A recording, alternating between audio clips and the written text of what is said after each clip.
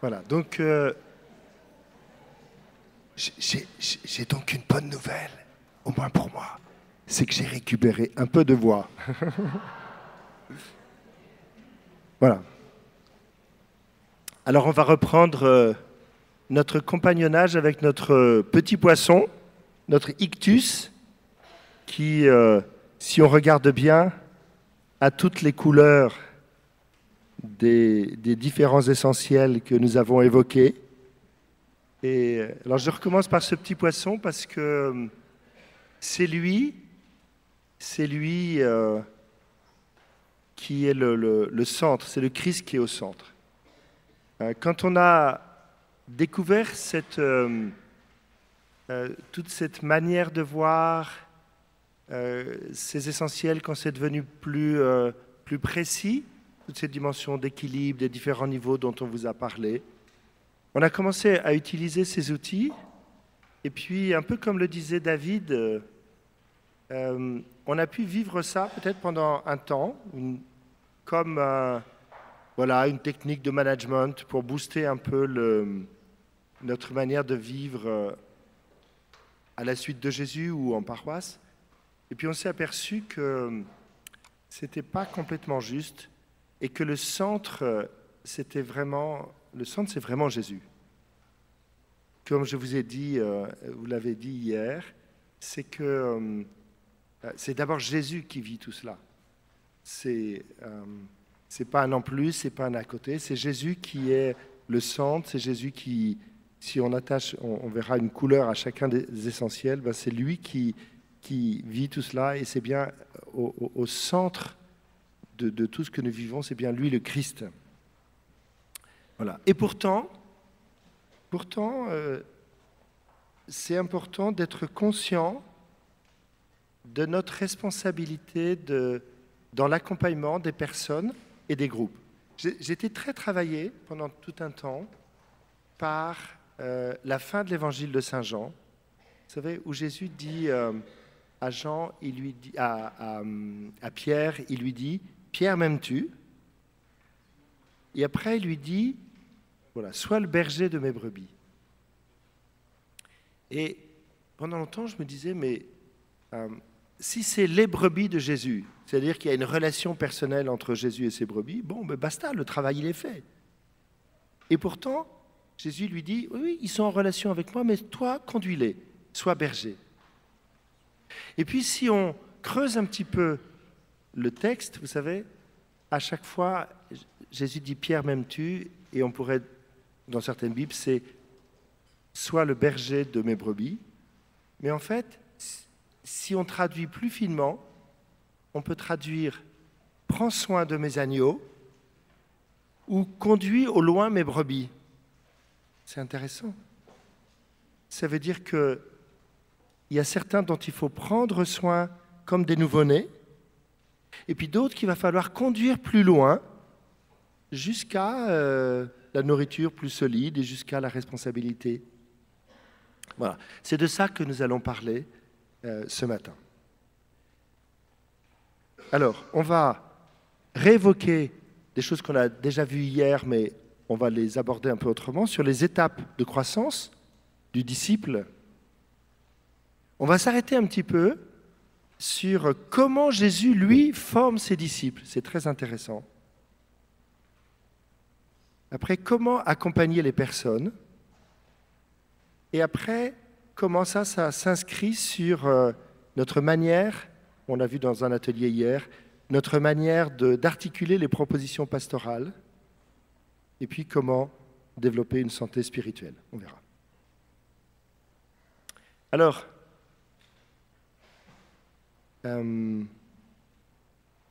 voilà, comment Jésus forme ses disciples. Alors, il y a un auteur, un pasteur protestant, ça c'est Mario Saint-Pierre qui m'a fait découvrir ce pasteur, le pasteur Robert Coleman. Robert Coleman, qui a étudié dans les années 60, justement, comment Jésus forme ses disciples. Parce qu'il a fait le même constat que je vous partageais hier. Il a dit, comment ça se fait que par nos campagnes d'évangélisation, par notre manière d'interpeller les personnes. Il y a des quantités de gens qui donnent leur vie à Jésus, qui vivent une expérience profonde de conversion, et il y a autant de personnes en fait, qu'on perd dans la nature et qu'on ne retrouve pas. Et donc il a cherché, il a dit, mais comment Jésus fait?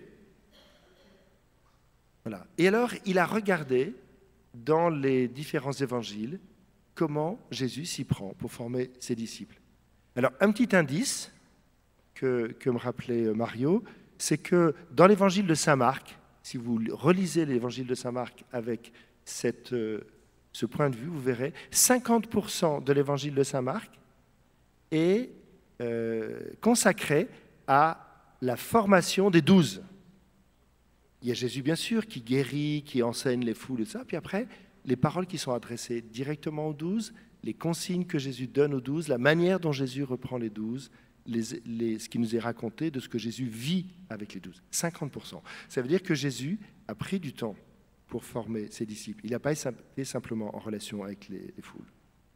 Donc, on se rend compte que Jésus appelle, alors il appelle avec une finalité, je ferai de vous des pêcheurs d'hommes. Quand Jésus appelle, le premier appel de Jésus pour Jean, Jacques, Pierre, sur le bord du lac, il les appelle déjà avec une mission. Je vous ferai pêcheurs d'hommes.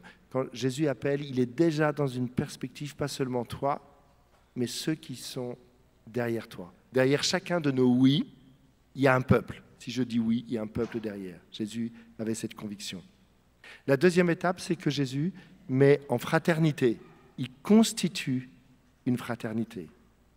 Jésus n'a pas eu d'abord une activité un peu prophétique, et puis certains qui le suivraient, et puis au bout d'un certain temps, il en aurait appelé certains qui étaient là depuis longtemps à se mettre derrière lui. Non, ce n'est pas ça que Jésus a fait. Dès qu'il a commencé sa vie publique, il a mis en fraternité.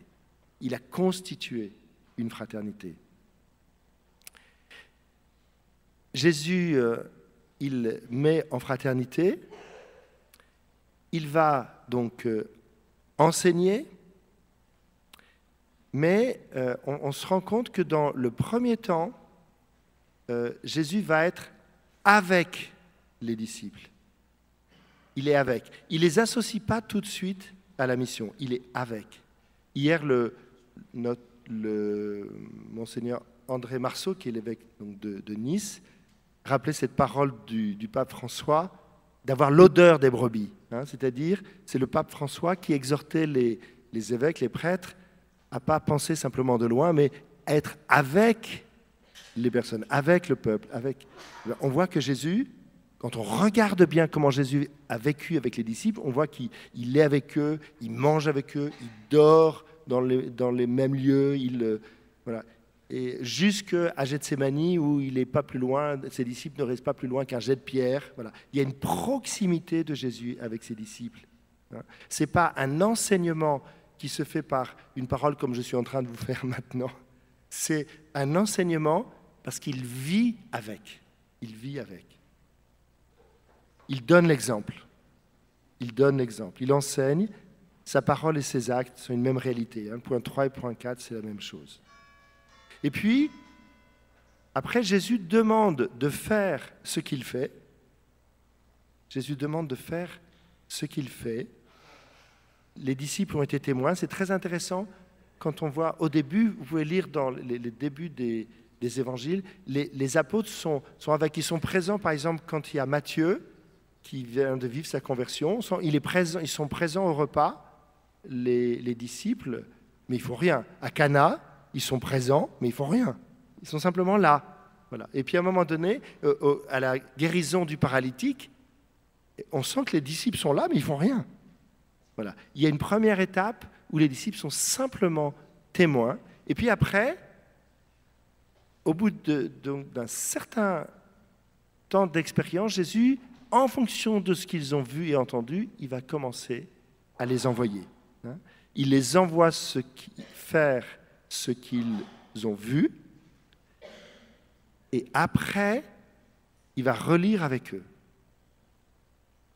Il les envoie. Il ne confie pas simplement une responsabilité puis en disant « débrouillez-vous, j'ai confiance en vous, ça y est, Non, non.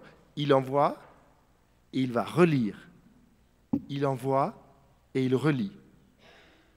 Par exemple, pour ceux qui étaient à l'atelier des 40 jours hier, on a dit, entre chaque rencontre des 40 jours, où on a mis les gens en responsabilité, on va relire et on les reforme pour l'étape suivante. Ça vient de là, la manière de faire de Jésus. On envoie en responsabilité, on relit pour envoyer un peu plus en responsabilité après. Jésus aussi, à un moment donné, va intégrer la dimension de la croix. Voilà. Au milieu de l'évangile de Marc, chapitre 8, Jésus va commencer à annoncer la passion et va les inviter à suivre ou pas. Donc Jésus, à un moment donné, va être clair. Les disciples font l'expérience de l'amour de Dieu, font l'expérience des fruits, de la puissance, de la réponse extraordinaire. Puis à un moment donné, Jésus va révéler que la suite du chemin passe par la croix. Il l'annonce. Il n'y a pas de chemin de formation de disciples s'il n'y a pas l'introduction de cette dimension de la croix. En sachant que c'est Jésus lui-même qui passe le premier. Voilà. Jésus va faire, les disciples vont faire l'expérience du salut à l'intérieur même de leur mission. Ils avaient une mission de ça. Au moment de la passion, ils sont tous dispersés, mais ils vont vivre l'expérience du pardon de Jésus à l'intérieur même de leur mission. Et Jésus va les équiper du Saint-Esprit de manière nouvelle pour partir en mission. Bien sûr, ils étaient déjà en mission avant, ils avaient déjà reçu la force de Dieu, mais là, à la Pentecôte, il y a une nouvelle effusion de l'Esprit qui va être décisive. Alors, tous ces points ne sont pas spécialement chronologiques, mais tous ces points-là sont dans la formation du disciple. Alors, qu'est-ce que ça donne? Qu'est-ce que ça donne pour nous? Ah, il manque les chiffres. Ah non, ça va venir. Alors, première étape, la conversion. Alors, les étapes que je vais vous donner là, elles ont un certain ordre chronologique, mais je donnerai un commentaire après. Cet ordre n'est pas obligatoire. La conversion, au niveau personnel, voilà, et elle va être cette étape qui, après avoir reçu l'annonce, c'est le moment où je me décide pour le Christ. Et la conversion va tisser des liens particuliers entre ceux qui ont vécu cette même étape de conversion. Je découvre qu'on a le même Père, on a découvert ça en même temps, ça tisse des liens fraternels entre nous de manière forte. Alors vous voyez la petite flèche, elle a la pointe rouge. Hein, mais il y a toutes les couleurs qui sont derrière. Ça veut dire, dès le départ, tout y est. Mais simplement, c'est l'étape là de la relation à Dieu qui va être la plus marquante. Après, je vais développer de fait la fraternité, qui est une flèche orange, vous voyez, après. Voilà, mais toutes les autres couleurs y sont. Mais c'est le moment, ça va être l'étape où on va découvrir, développer davantage la dimension de la fraternité. Prendre soin de ce petit corps naissant de la fraternité qui va être le milieu porteur. Le 3, ça va être la maturité, la formation. Mais là, comme le disait Shirley hier, ce n'est pas seulement la formation, savoir des choses, ça, la formation comme configuration au Christ, avec la dimension de la croix au cœur de cette réalité, mais aussi l'accueil du Christ dans les différentes parties de ma vie, mon couple, mon histoire, mon travail, mon rapport avec mes biens, l'argent, mon rapport dans les relations. La conversion, l'accueil, la configuration au Christ dans toutes les dimensions de mon être. Après, lorsque ce travail a été fait, non, excusez-moi, lorsque ce travail est en cours, il n'est jamais fait, mais je vais être davantage apte à exercer un ministère. Bien sûr, le service, dès le début, j'exerce un petit service. Et c'est très important, parce que le service, il est intégrateur. Même si j'ai un tout petit service qui est, je ne sais pas moi, d'allumer les bougies là, le matin. Je me souviens à Saint-Denis de la Chapelle, il y avait quelqu'un, on avait confié la mission d'allumer les bougies le matin. Voilà, on l'appelait l'allumeur de réverbère, parce qu'il ne dormait pas la nuit, il y a beaucoup de... Alors c'était le premier le matin, il ne savait pas quoi faire, j'ai dit, écoute, ta mission, c'est d'allumer les bougies. Alors c'était extraordinaire, ça a éclairé sa vie, ça. Voilà. Donc ça, c'était un service. Mais un ministère qui va être le transmettre, participer à la vie du corps. Le ministère est davantage ce qui s'exerce à l'intérieur de la communauté chrétienne. Ce ministère, à l'intérieur de la communauté chrétienne, prendre soin du corps du Christ à l'intérieur. Voilà. Ce ministère va prendre davantage d'ampleur quand j'ai davantage ce chemin de maturité, de formation qui s'est fait. Après, je vais être davantage apte à exercer un ministère d'évangélisation. Bien sûr, dès le départ de ma conversion, je témoigne, et j'ai une puissance de témoignage au début de ma conversion, mais pour exercer un ministère d'évangélisation, d'annonce explicite du Christ davantage organisé, qui se déploie davantage dans le temps, et avec d'autres et tout ça, là, c'est mieux si j'ai fait ce parcours. Et alors, il y a un petit décalage, mes flèches ne sont pas terribles, mais vous voyez, il y a un petit décalage entre la flèche qui arrive à nouveau à la conversion, et elle est un peu plus grosse que la première flèche, parce que, normalement, à travers ça, le cercle s'agrandit. On ne repart pas à zéro, on agrandit. Voilà. Mais vous voyez, c'est alors, et au milieu, on retrouve notre petit poisson, là, on retrouve le Christ. Voilà. Tout ça, c'est une configuration à partir du Christ. C'est le Christ qui est notre modèle. Mais si je fais passer trop vite quelqu'un de la conversion au ministère, c'est pas bon. On peut dire, ben, oui, quelqu'un a rencontré le Christ, c'est super. On va pouvoir lui confier de la catéchèse parce qu'on a besoin, ou de la préparation au mariage parce que ce couple a l'air sympa. Oui, mais si les gens ils n'ont pas fait ce parcours, ils vont être davantage dans effectuer une tâche, mais ils ne vont pas être dans la transmission de la vie d'une dynamique qui les a renouvelés, quoi. Donc, consentir à prendre ce temps.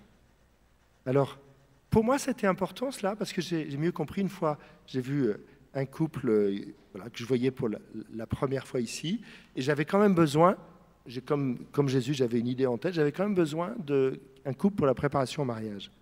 Donc, à la fin de la messe, je suis allé les voir, et j'ai dit, je viens manger chez vous. Bon, alors je vais manger chez vous, et là, entre la poire et le fromage, je les écoute profondément sur leur histoire et leurs désirs. Et je sens qu'ils ont un désir de vivre quelque chose ensemble. Il y a un potentiel dans ce couple, mais il y a une différence de cheminement entre lui et elle. Elle a fait tout un chemin. Lui, c'est naissant. Et, alors je leur ai dit, bon, écoutez, ce que je vous propose, je sens que dans votre couple, vous pouvez donner vous pouvez aider d'autres couples, mais vous avez un petit peu de chemin à faire. Donc, vous allez faire là le parcours alpha. Après, cet été, l'été suivant, ça c'était en septembre, j'ai dit, vous faites le parcours alpha cette année. L'été, vous allez faire une session Cana. Et en septembre prochain, dans un an, on se retrouve, on fait le point. Et peut-être, vous venez au service de la préparation au mariage. En fait, c'est ce qu'ils ont fait. Et c'était très important. Ça a rééquilibré le couple au niveau de la foi. Ça a permis de conscientiser tout ce qu'ils vivaient dans la session pour les couples sur ce qu'eux-mêmes vivaient. Et après, quand ils ont été au service, de fait, il y a quelque chose qui était naturel. Si tout de suite, parce qu'ils étaient sympas, je les avais mis au service, au ministère de la préparation au mariage, ça aurait été court-circuité. On a fait passer des gens de alpha à la catéchèse qui étaient complètement perdus et qui ont arrêté en cours d'année en disant mais voilà. Donc il faut consentir. Alors c'est pas une règle à 100%, mais je veux dire c'est une attention. Voilà. Alors pour certains, ce schéma, il est vrai, mais à la fois la porte d'entrée, David le disait hier, la porte d'entrée peut être la fraternité. Chez lui, dans sa paroisse, c'est davantage la fraternité qui touche, qui est le point de contact. Voilà, donc les gens vont être touchés par la fraternité, et puis après, étant touchés par la fraternité, ils vont être envoyés à un moment donné à alpha. Ou certains peuvent être, parce que c'est leur caractère, c'est leur manière d'aimer, vont commencer le lien avec la paroisse par le service, pas par le ministère, par le service. Ils vont rendre service par un petit service. On les accueille, mais on sait très bien que, alors dans le service dans lequel ils sont, ils vont trouver de la fraternité, ils vont déjà trouver un peu de prière, mais on sait très bien qu'à un moment donné, ça va éveiller quelque chose chez eux et on va les inviter à un moment donné à aller à l'étape conversion. Et ils vont refaire le chemin progressivement de maturité. Voilà. Donc les portes, en général, on ne commence pas par l'évangélisation, être leader d'évangélisation. Voilà, c'est la limite. Mais certains peuvent commencer par la formation. Il y a un désir de formation. Et puis, voilà, on fait attention que dans les formations qu'on propose, d'être attentif aux personnes. Bon, voilà, tu te formes de l'ordre du savoir, mais à un moment donné, la véritable formation, elle va passer par ton ouverture du cœur à Jésus. Alors, bien sûr, les démarches de conversion, c'est alpha, c'est les cellules d'évangélisation, c'est le néocatéchuménat, voilà. Mais la première étape, c'est le moment où il y a une annonce explicite du Christ qui suscite une réponse à une adhésion personnelle au Christ. C'est ça. Alors, il y a différentes modalités, mais il faut qu'il y ait ce point-là. Ça va? Alors, maintenant, pour mettre un peu de clarté, vous vous souvenez des 5 essentiels, de leur équilibre et tout ça? Ça, en fait, ça s'adresse au niveau, pour les communautés ou pour les personnes, de gens qui sont déjà chrétiens. Une communauté qui est déjà chrétienne. On fait le diagnostic, on rééquilibre. Là, ce que je vous ai montré avec cette dimension chronologique, ça s'adresse aux personnes. OK? Vous voyez que quand quelqu'un arrive, qui ne connaît pas le Christ, on ne va pas lui faire un diagnostic de là où tu en es sur les 5 essentiels. Il ne s'est pas mis en route. On va lui faire progressivement le chemin et on fera le diagnostic pour équilibrer à un moment donné de ce chemin. Ce qui est différent d'une communauté chrétienne qui existe déjà, où on fait le point et on voit ce qui est rééquilibré. C'est clair? Voilà. Alors, il y a des variantes, bien sûr. Mais bon. Alors, pour permettre aux personnes de faire du chemin, il faut que notre structure paroissiale, notre paroisse, permette ces pas harmonieux, ces différentes étapes. Donc, il est bon d'identifier ce qu'on appelle les cercles d'engagement, d'identifier les propositions adaptées au niveau d'engagement des personnes qui sont en chemin. Il est bon dans une paroisse, pour que le chemin soit harmonieux pour les personnes, que ces propositions elles soient reliées les unes aux autres, sinon c'est le parcours du combattant pour les gens savoir quelle étape suivante va être bonne pour moi. Voilà. Et puis donc, d'établir un calendrier pastoral cohérent autant que faire se peut avec la progression des personnes. Alors, des propositions adaptées au niveau d'engagement. Alors, d'abord, les cercles d'engagement. Qu'est-ce qu'on appelle les cercles d'engagement? Il y a des gens qui sont très loin de la foi, mais qui sont là. C'est notre entourage, c'est la population du lieu où j'habite. Ici, sur le secteur, par exemple, de Biot, Valbonne, Sofia, il y a 23 000 habitants. Alors, pour ces personnes-là, ce qui va les toucher, c'est entendre, le message qui va être réceptif, c'est entendre qu'il y a une paroisse qui a des actions utiles. J'ai reçu, il y a 10 jours, la visite d'un conseiller municipal qui dit, voilà, moi je ne suis pas croyant, il dit, mais j'entends des choses qui se passent chez vous, ça vient d'où? Qu'est-ce que vous faites? Et comment vous arrivez à toucher des gens que nous, on ne touche pas? parce qu'on fait de la conversation française pour les étrangers, de l'accompagnement, enfin des transitions professionnelles pour ceux qui sont au chômage, de l'interreligieux, voilà, différentes choses. Et voilà. En fait, il avait eu écho, même s'il n'était pas dans le jus, des choses utiles qui se faisaient ici, et il voulait en savoir plus. Voilà. Ça, c'est vis-à-vis de la population générale, qui est loin de la foi. Ce qui va les toucher, c'est les actions concrètes qui peuvent, voilà, qui sont utiles et que les gens peuvent comprendre, même s'ils ne sont pas croyants.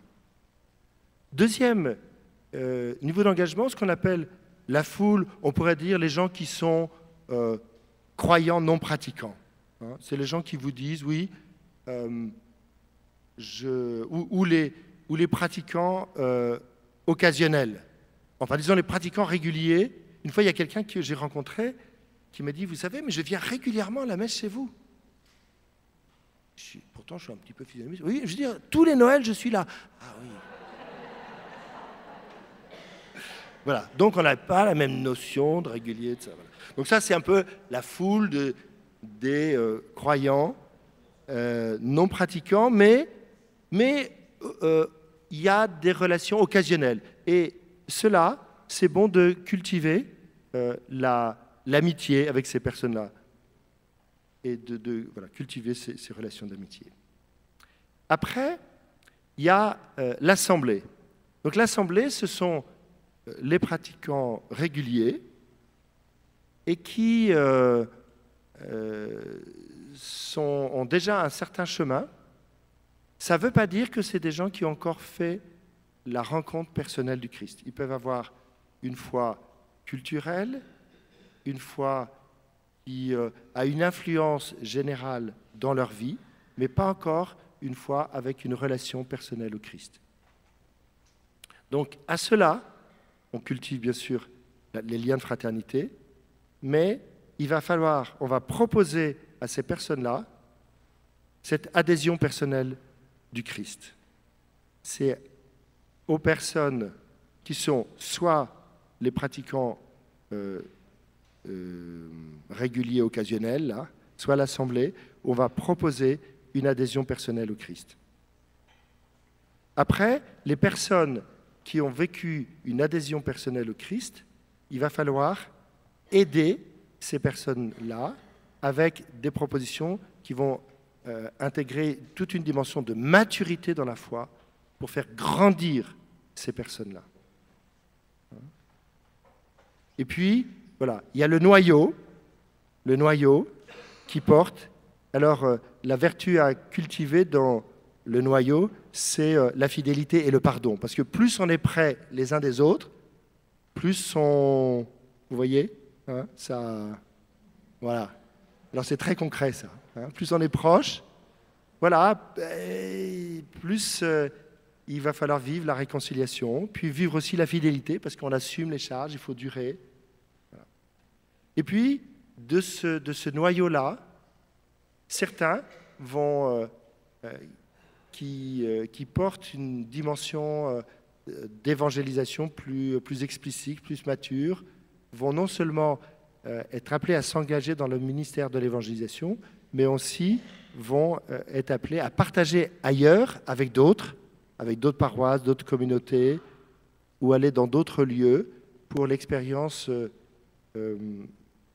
positive qui a été vécue puisse se partager. Alors, cette vidéo, elle restitue le travail que nous avons fait en AAP, où on a essayé de mettre pour chacune des étapes, essayer d'identifier tous les outils qu'on avait déjà dans la paroisse et de les mettre aux bons endroits. Donc on a fait un travail avec l'EAP qui a pris du temps. Voilà, ça, c'est plus à cette étape-là, ça, c'est plus à cette étape-là. Donc, après, ça permet de faire des propositions adaptées au niveau d'engagement des gens. Sinon, on fait par exemple une retraite de conversion profonde, voilà. Mais si on annonce ça à toute la population générale du lieu où on est, c'est peut-être pas adapté. Voilà. Donc il faut trouver les propositions qu'on a, à quel public ça va être adapté, et puis aussi avec quelle articulation, avec quelle proposition un peu de niveau un peu plus de l'étape suivante, ça se relie, et essayer de faire en sorte que les personnes intègrent, qui sont investies dans un service, voilà, qui est un autre service de la paroisse qui touche les gens en amont, un autre service de la paroisse qui touche les gens en aval, et comment être articulé pour que le chemin des gens puisse se faire plus facilement. Voilà, donc ça, on a déjà vu. Voilà. Donc ça, c'est ce que je viens de vous dire. Donc il y a tout un travail à faire, ça met du temps. C'est pour ça que c'est important la vision pastorale globale, pour que dans une paroisse, on voit globalement tout ce cheminement, on soit conscient de ça, et on voit comment on est vraiment articulés les uns aux autres. On forme un corps. On forme un corps. Donc, nous sommes invités à voir où chacun se situe, où les personnes avec lesquelles on est en relation, où elles se situent dans ce cheminement-là, et pas seulement lui donner de l'information, mais l'aider, l'encourager à franchir une étape. Avant, par respect, quand les gens, par exemple, ils avaient fini Alpha, je prenais le livret de la paroisse qui est dans votre pochette, je dis voilà, il y a 70 propositions là, et tu peux choisir en toute liberté. Hein. C'est comme si vous revenez de la maternité, hein, vous amenez votre nouveau-né, vous le mettez dans la salle à manger, et lui dites, t'es chez toi, ici, sers-toi. Hein, et nous, ouais, mais c'est... Voilà, donc c'est une invitation de passer du silence à l'information et de l'information à la proposition, et puis d'encourager, voilà, d'aider à faire ce discernement et d'encourager à franchir cette étape. C'est là où se situe la dimension aussi de l'engagement, aider les gens à prendre, les personnes, à prendre un engagement correspondant au niveau de leur étape. Pour ceux qui étaient dans l'atelier avec David hier, c'est ce qu'ils sont en train de mettre en place davantage à Lyon. Dans l'Église catholique, on a beaucoup eu une emprise sur les consciences et tout ça, et donc il y a un peu un rejet de la population de tout ce qui pourrait être contrainte, mais on est pratiquement là en retrait, trop, et aujourd'hui il faut qu'on redécouvre l'invitation à s'engager, mais non pas dans un carcan moral qui contraindrait les personnes, mais au contraire dans un engagement qui leur permet de faire du chemin. Et nos amis, je crois que c'est Rick Warren qui dit ça, si vous ne proposez pas l'engagement aux personnes sur leur vie dans l'Église, d'autres vont leur proposer de s'engager au sport, dans d'autres activités, tout ça. Donc, en fait, l'engagement aide, et l'engagement vraiment aide les personnes à se construire. À se construire. Ce n'est pas une contrainte. 5 minutes, j'y suis. Alors, donc là, je remets, ça c'est le point, mais David en a parlé hier. Donc, le lien avec les sacrements, la conversion, c'est davantage le baptême. La fraternité, ce qui va nourrir cette étape-là, c'est le baptême, l'Eucharistie. Pour la maturité, l'Eucharistie, le mariage, la réconciliation, le sacrement des malades. Ne pas hésiter à faire découvrir la dimension du sacrement de la réconciliation et aussi le sacrement des malades. Et puis on voit qu'un certain nombre de personnes qui ne sont pas mariées à l'Église vont découvrir la dimension du mariage à l'Église, qui n'est pas simplement un tampon de régularisation de leur histoire, mais vraiment un accueil dans la vie de leur couple. Voilà, beaucoup qui vont dans ce chemin vivent la confirmation, et on espère que certains vont entendre l'appel à être ordonnés, et puis la confirmation, une grâce pour l'évangélisation. Voilà, développer la santé spirituelle. Voilà. Alors, pour passer d'une étape à une autre, ou pour grandir dans une étape, ne faut pas aller trop vite. Il y a la politique des petits pas. Voilà. Petits pas au départ. Quand on a commencé à acquérir une attitude spirituelle, on peut arriver à marcher et puis après à courir. Quand je découvre, je grandis dans la dimension de l'évangélisation, je ne vais pas commencer par aller frapper à la porte de tous les gens de mon immeuble. On a vu hier dans les 4 étapes d'évangélisation, on commence à prier, rencontrer, servir, être en relation, témoigner, amener à la communauté. Alors, juste, là, je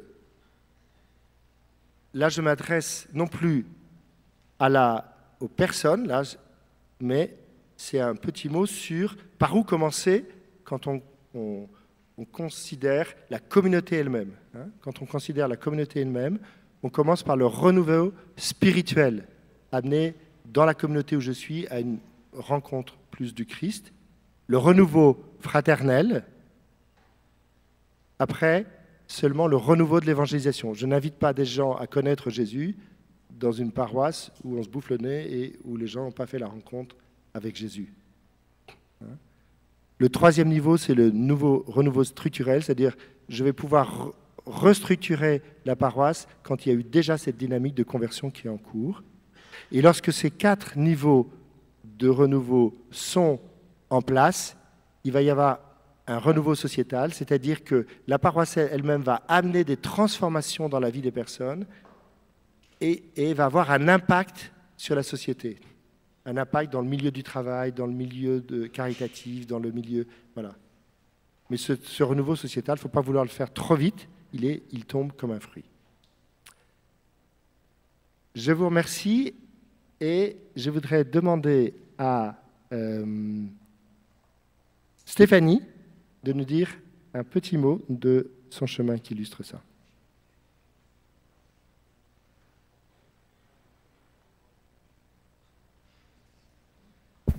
Alors Stéphanie, on apprécie beaucoup t'entendre. Est-ce que tu peux nous dire comment toi, tu es arrivé là, qu'est-ce qui fait que tu es là aujourd'hui? Et puis quel chemin ça t'a fait faire? Alors je suis arrivée à Senlis en septembre 2006. J'étais dans une situation de vie très difficile sur tous les plans, familiaux, personnels, affectifs, professionnels. En fait, j'étais dans le milieu du disque, j'avais fait un premier disque qui était sorti en 2003, et puis j'ai perdu mon contrat de disque, j'étais alors chez Sony Music, voilà. Donc, tous mes espoirs de carrière s'effondraient. Sur le plan familial, c'était compliqué. Ma mère était atteinte d'une grave maladie, donc un tableau un peu sombre. Et puis, je me suis rapprochée de la paroisse de Senlis, et un mercredi soir de carême, j'ai poussé les portes de la cathédrale et j'ai rencontré le diacre qui m'a présenté son épouse. Et puis, le soir de la vigile pascale, je me suis retrouvée sur le parvis, où il y avait beaucoup de monde, et je me suis retrouvée à côté de Laurence, donc l'épouse du diacre, qui m'a dit « Tiens, Stéphanie », alors elle avait retenu mon prénom, et elle m'invite à déjeuner le lendemain pour le repas pascal. J'ai dit ça, c'est drôlement sympa. Donc j'ai accepté, et puis comme je chantais, elle m'a dit « Tiens, tu veux pas animer un baptême ?» Bah oui, pourquoi pas. Voilà, donc j'ai rencontré des musiciens engagés dans la paroisse, et puis qui m'ont parlé de la possibilité d'avoir un accompagnement spirituel. Je me dis tiens, c'est bien ça me plairait bien. Donc j'ai appelé au presbytère et puis j'ai demandé un accompagnement spirituel. Donc j'ai eu un rendez-vous, puis j'ai rencontré le curé, notre curé, Père Stéphane Janssens, et j'ai commencé un accompagnement. Alors il a écouté pas mal mes problèmes pendant un certain nombre d'heures. Et puis, 3-4 mois plus tard, je suis venue le voir, janvier 2008, oui, voilà. Et je lui ai dit, je voudrais faire ma communion. Il m'a dit, super, à Pâques, donc 3 mois plus tard. Et il m'a dit, en guise d'accompagnement, je vous propose de suivre le parcours alpha. Donc j'ai suivi le parcours alpha. Et puis j'ai donc vécu ma communion à la Vigile Pascale 2008, et il se trouve que ma mère, qui a pu vivre à travers mon chemin aussi un chemin, elle, spirituel, eh bien, elle allait rejoindre le Seigneur le lundi de Pâques. Voilà. Donc juste après ma communion, donc l'Eucharistie a pour moi un sens très profond. Et puis, je me suis engagée ensuite en septembre dans l'équipe Alpha. J'ai commencé à animer la louange, donc à découvrir la musique de louange que je ne connaissais pas bien. Et pendant 3 ou 4 années, donc de fait toutes les semaines, la louange, les week-ends, et puis je me dis ça va s'arrêter, puis ça ne s'arrêtait pas, et puis le poste alpha, et puis le poste de poste d'alpha, voilà. Donc je dis ça s'arrête jamais, non, ça s'arrête jamais. Voilà. Et puis finalement, dans ma vie professionnelle, par rapport à la musique, bon, je vis de la musique aussi à travers la thérapie, la musicothérapie, mais il y a quelque chose qui ne collait pas, c'est que j'arrivais plus à écrire de chansons. Et je me disais, voilà, en fait, j'ai fait beaucoup de chansons françaises, mais voilà, ça semblait un peu fade à force de chanter la louange. Mais je n'arrivais pas à passer ce cap d'écrire pour Dieu. Parce que je me disais, si à partir du moment où je vais faire ça, je ne vais plus pouvoir revenir en arrière et je vais être coincée, quoi. Donc ça a mis un petit moment quand même à se décanter. Et puis finalement, c'est en me rendant au Forum Leadership 2013, en décembre 2013, que j'ai vu tellement une image d'église vivante, et puis des gens qui sont pro et catho, enfin voilà, on peut être pro et catho, voilà, qui utilisent un langage comme ça, avec des PowerPoint. Donc ça m'a beaucoup plu. Et puis je me suis dit, bon allez, j'y vais. Et en revenant du forum, j'ai commencé à écrire. Il se trouve que tout ce répertoire, on a pu le mettre en œuvre à l'issue d'une journée d'évangélisation à l'attention du personnel du milieu aéronautique, civil et militaire. Le soir, on m'avait demandé de faire une veillée de prière. Et puis là, j'ai dit, on m'avait dit, tu fais la louange comme d'hab. Et j'ai dit, non. Là, je sens qu'il y a un truc nouveau. Alors, j'avais lu la joie de l'évangile, tout ça, et j'ai reçu ce message que moi, j'avais un truc unique à dire. Et je me suis dit, tu peux écrire des choses, donc peut-être voilà, tu peux faire avancer le répertoire, faire des nouvelles choses. Et là, j'ai dit, on va pas faire comme d'hab. C'est très bien, enfin, j'aime beaucoup ce répertoire, mais peut-être peut-être que j'ai quelque chose à dire, donc j'ai écrit, puis on a fait ce concert, et ce répertoire, il va être enregistré cet été, donc j'ai monté un projet d'enregistrement d'albums, qui dit ma foi et qui s'inspire bel et bien de la parole de Dieu. Voilà. Amen.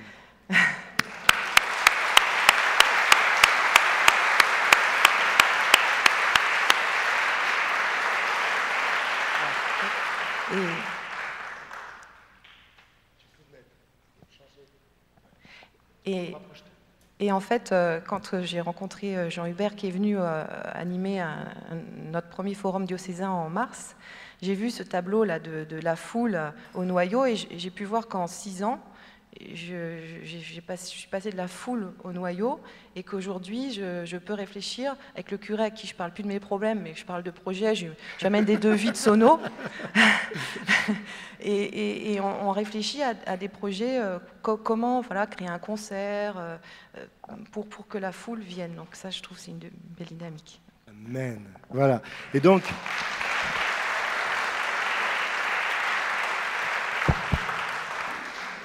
Et donc, si on veut en savoir plus et même soutenir cette aventure que tu vis, Stéphanie, on peut aller sur mettre ton nom, on met Credo Funding aussi, voilà, et on peut soutenir si on est inspiré à cela pour la magnifique aventure dans laquelle tu es. On se lève pour rendre grâce à Dieu.